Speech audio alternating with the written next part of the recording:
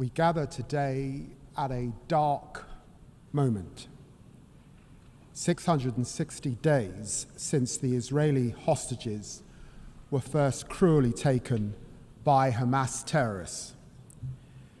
There is no possible justification for this suffering and only a clear duty that we help to bring it to an end. The devastation in Gaza is heartbreaking. Children are starving, and Israel's drip feeding of aid has horrified the world. Colleagues, our history means that Britain bears a special burden of responsibility to support the two-state solution. We restored funding to UNRWA. We suspended arms exports that could be used in Gaza. We provided tens of millions of pounds in humanitarian assistance. We signed a landmark agreement with the Palestinian Authority, and we stood up for the independence of the international courts. We have delivered 3 sanctions packages on violent settlers, and we suspended trade negotiations with the Israeli government, and we sanctioned far-right Israeli ministers for incitement. Yet, dear friends, the situation on the ground continues to worsen, and the two-state solution is in peril. The Netanyahu government's rejection of a two-state solution is wrong.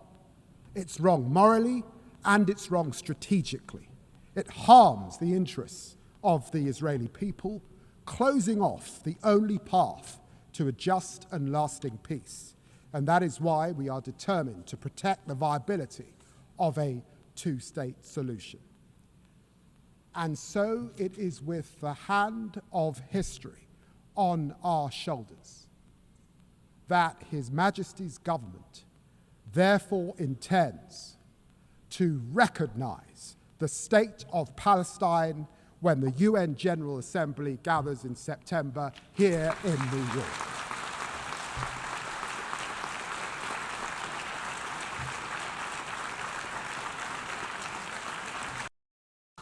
We will do this unless the Israeli government acts to end the appalling situation in Gaza, ends its military campaign, and commits to a long, sustainable peace based on a two-state solution.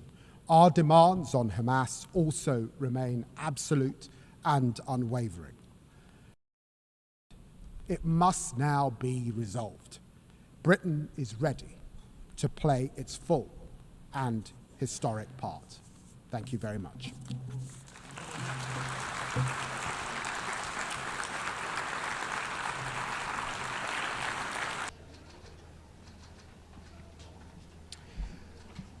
You will just have seen my statement to the UN General Assembly. What I laid out is that the United Kingdom is now on a pathway to recognize the state of Palestine in September before UNGA. We have always believed that there is no better vision for the future of the region than two states. I'll let my words earlier speak for themselves. Heads up to the U.S. President yesterday that he would be making this announcement today. What we are attempting to do is affect the situation on the ground. We have seen the most horrific scenes. The global community is deeply offended by children being shot and killed as they reach out for aid. The time has come for a ceasefire. The time has come to see those hostages released, and the time has come to abate the suffering of the Palestinian people in Gaza, to get them the aid and the medical equipment and supplies that they need.